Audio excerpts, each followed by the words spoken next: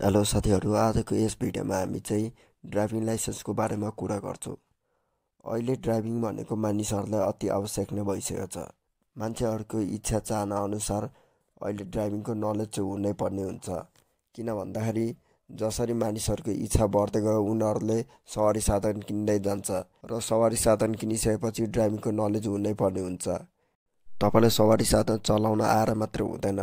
जबसम्म तपाईँले लाइसेन्स प्राप्त गर्नुहुन्न तबसम्म तपाईँ पूर्ण रूपमा सवारी साधन चलाउन सक्ने योग्य मानिँदैन।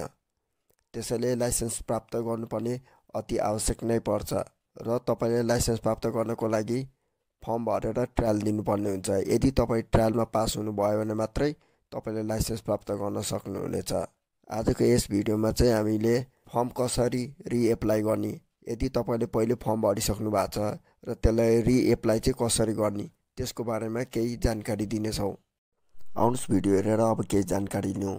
त्योभन्दा पहिले यदि तपाईँ च्यानलमा नयाँ हुनुहुन्छ भने च्यानललाई लाइक, सब्सक्राइब अनि यो बेल आइकनमा क्लिक गरिदिनु होला।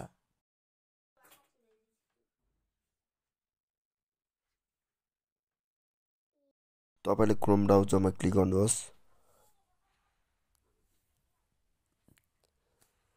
अब यहाँ तपाईँले apply.dl.dotm.gov.np भनेर टाइप गर्नु होला।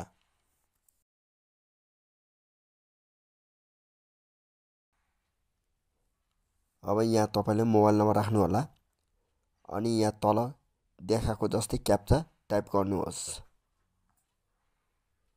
क्याप्चा राखेर तपाईँले त्यसपछि नेक्स्टमा क्लिक गर्नु होला।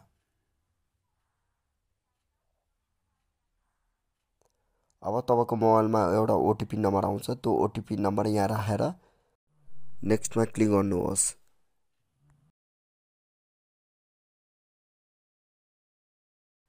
यहाँ हेर्नु होला, यो पहिला नै फर्म भरिसकेको छ। अब यसलाई रिएप्लाई गर्ने हो। तपाईँले एप्लाई फर न्यू लाइसेन्सको लागि पनि आवेदन दिन सक्नुहुन्छ। तपाईँले यो डिटेलमा क्लिक गरेर तपाईँलाई आफ्नो सम्पूर्ण विवरणहरू हेर्न सक्नुहुन्छ। त्यसै गरी तपाईँले फास्ट स्मार्ट कार्डको लागि पनि आवेदन दिन सक्नुहुन्छ। अब तपाईँले यहाँ माई डिटेलमा क्लिक गर्नु होला। यहाँनिर हेर्नु होला, यहाँ नेम दिएको छ। नेममा तपाईँ आफ्नो नाम लेख्नु होला अनि गार्जियन नेममा तपाईँले आफ्नो फादरको नाम लेख्नुपर्ने हुन्छ।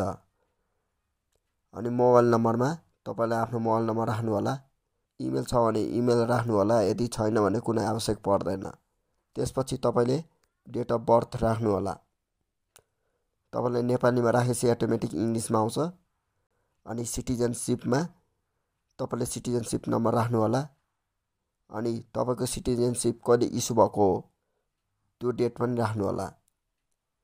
त्यसपछि कुन चाहिँ जिल्लाबाट तपाईँले नागरिकता बनाउनु भएको हो त्यो जिल्लाको नाम लेख्नु होला। अनि नेसनालिटीमा चाहिँ नेपाल। त्यसपछि ब्लड ग्रुप, तपाईँको कुन चाहिँ ब्लड ग्रुप हो त्यो ब्लड ग्रुप उल्लेखित गर्नु होला। ब्लड ग्रुप पछि तपाईँले जेन्डरमा मेल हो कि फिमेल हो त्यो चाहिँ लेख्नुपर्ने हुन्छ। त्यसपछि प्रोफेसन भनेको छ, प्रोफेसन के हो त्यो चाहिँ लेख्नु होला। र ट्रेनर, यदि ट्रेनर पिरियडको लागि मात्रै बनाउन खोज्नु भएको हो भने त्यतिखेर यहाँ चाहिँ डिटेल दिनुपर्ने हुन्छ।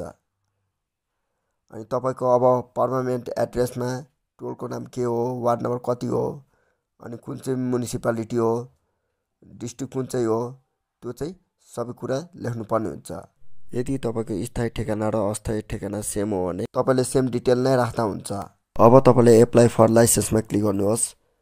अनि यहाँ के भनेको छ भन्दाखेरि तपाईँले यातायातभित्रै आफ्नो ब्लड ग्रुपहरू चेकअप गराउन चाहनुहुन्छ कि या यातायात बाहिर सम्बन्धित डाक्टरसँग तपाईँले चेकअप गराउन चाहनुहुन्छ,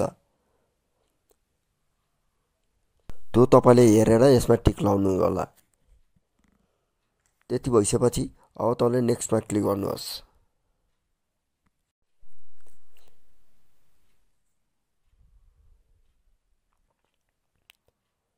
अब तपाईँले यसमा क्याटेगोरी चुज गर्नुपर्ने हुन्छ।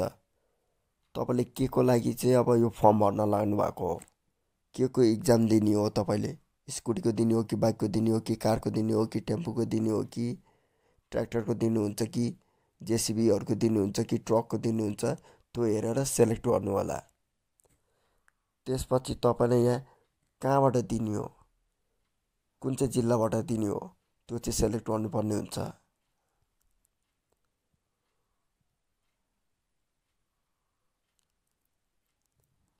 अब यति भइसकेपछि तपाईले अब यहाँ डेट चाहिँ सेलेक्ट गर्नुपर्ने हुन्छ। तपाईलाई कुन चाहिँ डेटमा जान सजिलो हुन्छ त्यो डेट चाहिँ सेलेक्ट गर्नु होला।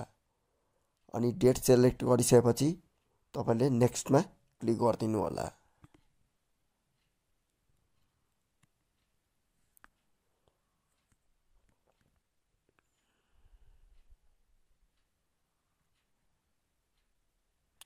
अब यहाँ हेर्नु तपाईले नेक्स्टमा क्लिक गर्ने बित्तिकै यहाँ यस्तो खालको डिटेल देखाउँछ। यो एकचोटि पढेर अनि त्यसपछि ओकेमा क्लिक गर्नु होला। यो फर्म तपाईको सबमिटेड भइसक्यो। अब तपाईले यो सबै कुरा हेरिसकेपछि यो फर्म तपाईको सबमिटेड भइसक्यो। अब तपाईले यो सबै कुरा हेरिसकेपछि रिफरेन्स नम्बर भिजिट डेटहरु हेरिसकेपछि अनि कुन चाहिँ कार्यालयमा जानुपर्ने हो के को लागि तपाईले ट्राई गर्न लाग्नु भएको हो सबै कुरा डिटेल यसमा दिएको हुन्छ। यति गरिसकेपछि तपाईले क्लिक हियर टु डाउनलोड एप्लिकेसनमा क्लिक गर्नु होला। क्लिक गरेर तपाईले आफ्नो यहाँ हेर्न सक्नुहुन्छ यो फर्म डाउनलोड भइसक्यो। अब यसलाई ओपन गर्दाखेरि मैले यसरी ओपन गरे। यहाँ सबै सम्पूर्ण डिटेलहरु तपाईको यसैमा छ। अब तपाईले यसलाई सेभ गरेर प्रिन्ट आउट गर्नु होला। यो सबै प्रोसेस सकिसकेपछि तपाईले यो फर्मलाई लगेर प्रिन्ट आउट गर्नु होला र सम्बन्धित यातायात कार्यालयमा लगेर बुझाउनु होला। यसरी तपाईले आफ्नो री फर्म एप्लाई गर्न सक्नुहुनेछ।